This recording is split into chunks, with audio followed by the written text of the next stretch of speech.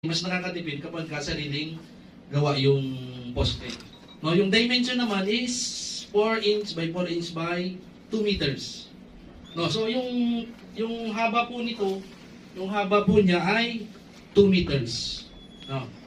So bakit baka matanong niyo bakit sir mababa lang?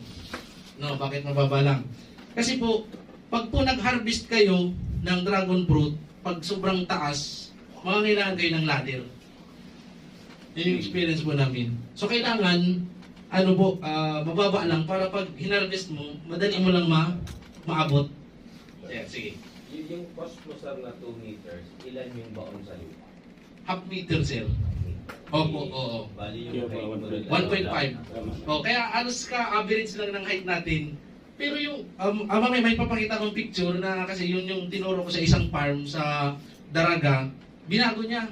Ginawa niya, mas